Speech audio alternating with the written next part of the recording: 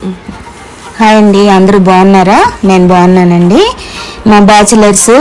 మా యూవర్స్లోని బ్యాచిలర్స్ సింపుల్గా చేపల పులుసు అడిగారండి. నేను ఈజీ మెథడ్లోని సింపుల్గా వాళ్ళ గురించి చేసి చూపిస్తున్నాను. చూడండి, చింతకాయ చేపల పులుసు. ఇవి 2 కేజీలు చేపలు తీసుకున్నాను. ఇది బొచ్చుకంటే రవ్వ బాగుంటుంది, ఉప్పు కారం బాగా పడుతుంది. ఇలా ఉప్పు కారం కలుపుకున్న తర్వాత లైట్గా ఫ్రై చేసుకోవాలి. ఫ్రై చేసుకున్న తర్వాత పక్కన పెట్టాలి. తర్వాత చింతకాయలు ఉడకబెట్టుకోవాలి. దీని గుజ్జు తీసుకొని పక్కన పెట్టుకోవాలి. రవ్వ చేపల పులుసు చింతకాయతో చేసినప్పుడు ఏముంటుందంటే అది సరిగ్గా ఉప్పు కారం పట్టాలంటే చింతకాయతో చేస్తే చాలా బాగుంటుంది. మనకి హైదరాబాద్లోని సంవత్సరం అంతా దొరుకుతాయి చింతకాయలు. అందుకేంటంటే చింతకాయతో చేస్తే చాలా బాగుంటుంది. ఎప్పుడు రెగ్యులర్గా చింతపండుతో తిని చింతకాయతో తింటే బాగుంటుంది. నేను ఒకసారి మీరు ట్రై చేయండి, ఎలాగుందో నాకు చెప్పండి. ఆనియన్స్ మసాలా కోసం అల్లం తలుగులి ఈ 3 పేస్ట్ చేసుకోవాలి.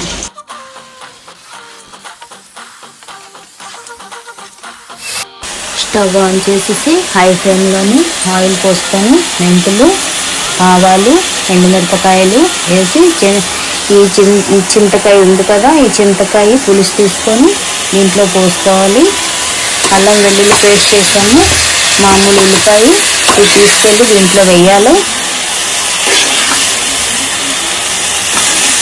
ఇలా వేసిన తర్వాత మంచిగా కలుపుకోవాలి.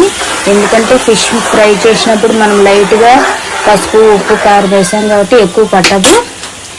కొంచెం సాల్ట్ కూడా వేసుకోవాలి. వేసుకున్న తర్వాత ఇలా కలుపుకున్న తర్వాత ఈ చేప ముక్కల్ని ఈ చింతకాయ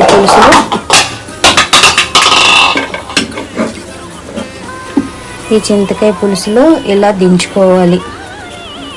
మరి ఇంకేమి వేయద్దు. ఇలా చేసిన తర్వాత ఇది మా అమ్మగారు వంట. మా అమ్మగారు నేర్పిస్తానంటే నేను నేర్చుకోలేదు, నేను ట్రై చేశాను. ఎలాగొస్తుందని చాలా బాగా వచ్చింది. మా ఇంట్లో వాళ్ళందరూ బాగుంది, చాలా బాగుంది, ఇదొక టేస్ట్ ఉంది, బాగుంది, చింతపండు కంటే చింతకాయ బాగుంది అన్నారు. మీరు ఒకసారి ట్రై చేయండి. ముఖ్యంగా కావాల్సింది కరివేపాకు, ఈ కొత్తిమీర అండి. దీని ఫ్లేవర్ వస్తుంది.